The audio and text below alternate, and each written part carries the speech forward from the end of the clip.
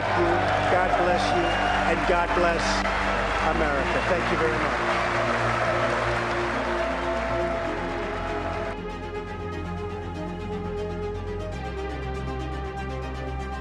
Is still a big popular line. I believe he knows he's an illegitimate president. He knows that there were a bunch of different reasons why the election turned out the way it did.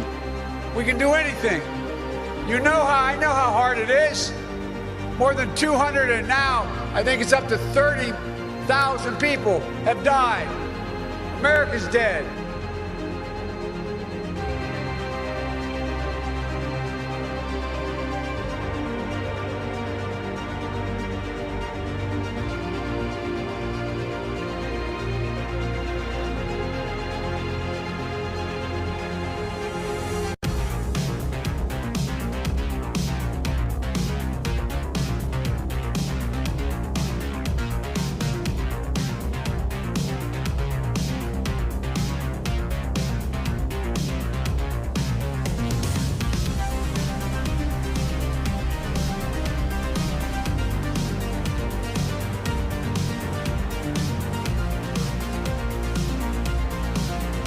Joe Biden can't speak clearly. He can't think clearly. So he tells law enforcement, you got to do something about this guy Trump. He's killing me.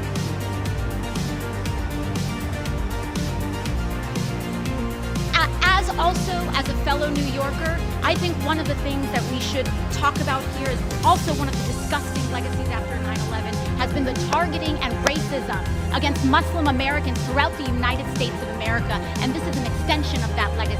Consistency, there is nothing consistent with the Republican Party's continued attack except for the racism and incitement of violence against women of color in this body. I had a member of the Republican caucus threaten my life, and you all and the Republican caucus rewarded him with one of the most prestigious committee assignments in this Congress. Don't tell me this is about consistency. Don't tell me that this is about a condemnation of anti-Semitic remarks when you have a member of the Republican caucus who has talked about Jewish space lasers and an entire amount of tropes, and also elevated her to some of the highest committee assignments in this body. This is about targeting women of color in the United States of America.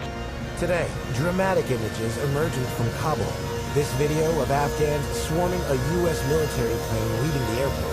Long lines filled with people trying to leave the country. Helicopters seen here flying away.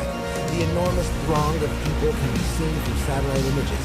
ABC's Ian Panel on the ground in Kabul. This crowd rushing to the airport. Behind them, the sound of gunfire. Screw your freedom.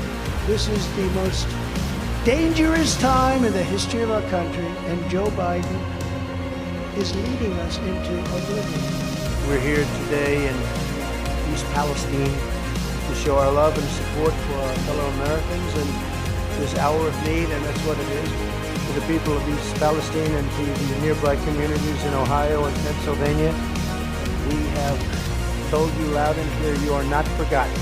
You are not forgotten. We stand with you, we pray for you, and we will stay with you in your fight to help answer and the accountability that you deserve. We'll have that accountability. We'll all be out there very clearly. Mask, throwing an egg at him. She punched a guy who told her to stop. She yelled, "Take your hands off me, you..." Expletive. Touch me again, touch me again. All I know, seriously, is that had that happened to somebody with a D at the end of his name who'd been black, oh my goodness, it would have been a lead story. There would have been a manhunt, international manhunt. They'd be talking about this in Bangladesh. And speaking of double standards, as you know, I was called the black face of white supremacy by the LA Times.